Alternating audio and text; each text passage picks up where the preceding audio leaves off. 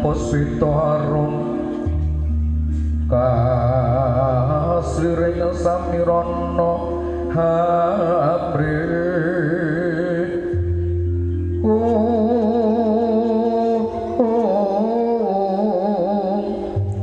sekar gaduh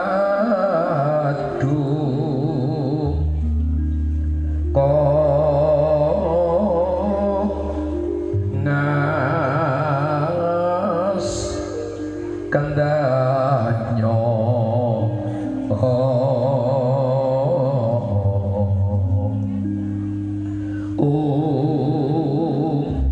maweh raras renani driya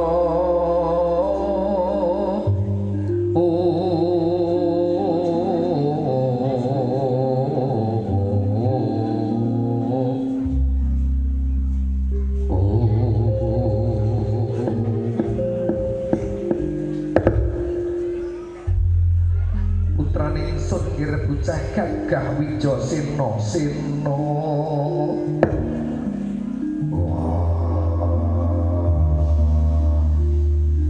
kundi tawi prata ibu apa nyaket marang Kanjeng Ibu adoh sunawi caket sun raketake ya suna tresnaning wong tuwa marang putra najan to anak Wijasena atine bungah awit wong tuwa sing koyo tresnane marang anak-anake padha pasuki ngon ngadhep ana ngersane Kanjeng Ibu Sena itu patungane Kunti buku ora ana swiji apa anakmu kate sembah bekti marang sliramu Kunti buku iya ndak tomoan putra pangestune Kanjeng Ibu wae tanpa nono lamun bisa tak gegem nangasta pundi mestaka tumapak Jaja dadi jimat mengkono anakku nggih Wijasena sawise prayoga ngadhep mbok dadi kejati ati kaget penggalihmu putra pirang-pirang tak timbali tanpa kinanten kakang kelawan adi mula aku takon kenangane apa sing mbok timbali wong anakmu sing murah tata Sena opo saksedane wong tuamu Sinuwun Prabu Pandhu Dewanata Ibu Ratri Bungah mung tansah membeng sungkawa wong mati pras manggetuni tangi saka sira kaping 7 ra bakal bali sing wis mati kok ya wis sena apa ibu susah orang getuni wong wis mati Patri pirangan topo doku terting gunti sing kabeh menungso bakal nampa kalbu dulu-dulu nang rumpaan nang kajuran nang Magelang nang Temanggung iya ning titenane wong Magelang wong Temanggung wong rumpaan wong kajuran sing cepak pati niki ana 3 perkara apa siji lalen angger wong rumpaan duwe penyakit lali karo bojo lali ora nafkahi malah bagi rondo pikire apa ya ana informasi saka pusat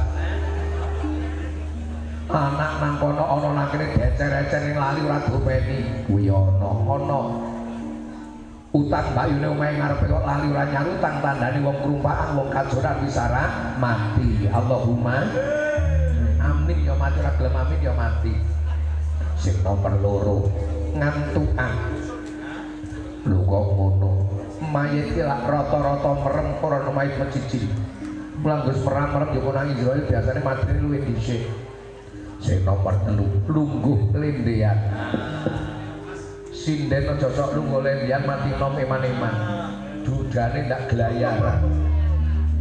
lho kok ngono wong kang wis lungguh lendean tandha raka wis abot nyangga nyawa timbang abot suwanake marang Gusti Kang Maha Kuwasa sing dawuh mulai ulama saka ngendi asmane sapa kitabe apa dudu ulama ger sing ngomong ming Usman Ridho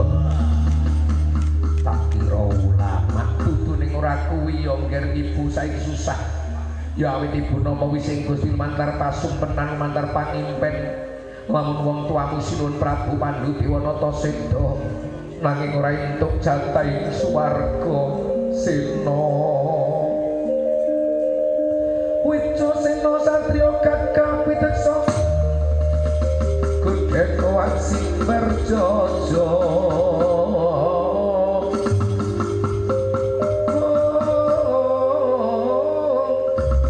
Klereng-klereng lamun atika bisa klereng ing Simaludra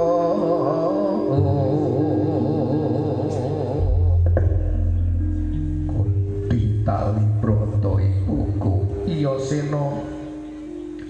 anakku bocah kurang tata ning krungu kabar bapakku Seda ora entuk swarga ya brata atiku iya kula prasetya ora bakal bali ana ing krumpaan urung lakon munggah swarga bapakku Pandhu Dewanata jagat syukur alhamdulillah bungah atine wong tuwa ora rugi anggonku mondhok-mondhokake najan pamben kataman tak dolke wedhus siji ning kena tak ugem iku wong dadi kandhamu Sena Wica Sena Satriya Pandhawa guneman pisan tak ugemi ora kasembadan tak gawane mati bagus wong tuwa bakal ndedonga ngger saka krumpaan uga kasembadan Joko Sedya Katutama nggonku bakal golek swarga wong tuwa amuji tak jaluk dongamu tak jaluk budal dina iki prayoga ngati-ati tanya teka mangkono sampun paripurna dipun dawi Kunti Tari Brata tumandhek ingkang putra Raden Wijayasena Grekah Yayak Sini kesaipun Raden Wijayasena katunga swan sang guru Begawan Durna wonten ing Padikan Sukarimaya Resi Kumbayana najan to Raden Wijayasena bocah kurang tata swan guru mboten nilar Sugasita dina sang mandha Cnanda laku ing Wijayasena riyak boten tanpa harapan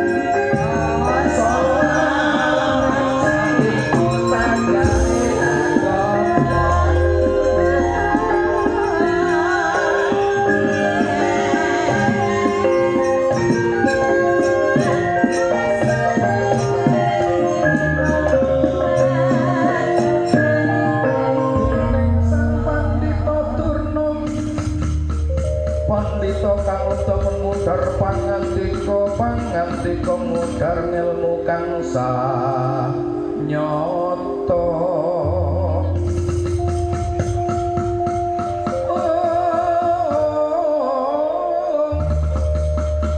limpat mudhar ngelmu samudana pacak pamadyan ing loga manggul tombak mentang gendrewa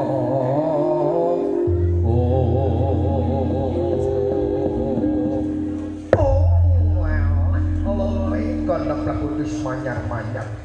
selikur dina pamelasan kopret kantel fotote hendel ora sinyep dulu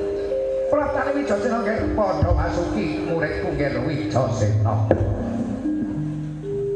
bener kok kata didhawuh Durna bapakku Wijaya sing teka entuk donga wulan Swijapa anakku matur sembah bekti marang sliramu Durna guruku kon nemblek kudus manyar-manyar ya ndak tampa ngger bekti lan kucing kang bapa tanpa ana bukti pusaka tumapak jaja dadi jimat mengkono prayoga ngadhep ana wigati apa kowe dadak gedaran-gedaran kering kerupaan kene bakal takon apa ujare kok bakul sirami woro kabar tak tampa kowe buku kunti tani broto bapakku sing dore entuk swarga bener ora Durna bapakku coba sawangan ning kaca paesanmu. Walah. Mulai kono mlebu manyar-manyar. Ndak sawang ning kaca paesan ning mak lampir biyen malam Senin nang Dosi Arya Maryatun nonton to Tun. Narti Nurul Mbah Urip Lek Rom. Bener lamun siwun Prabu Sektor entuk swarga ki pancen bener. Mula aku takon anak pengen bekti marang wong tua sing wis sedo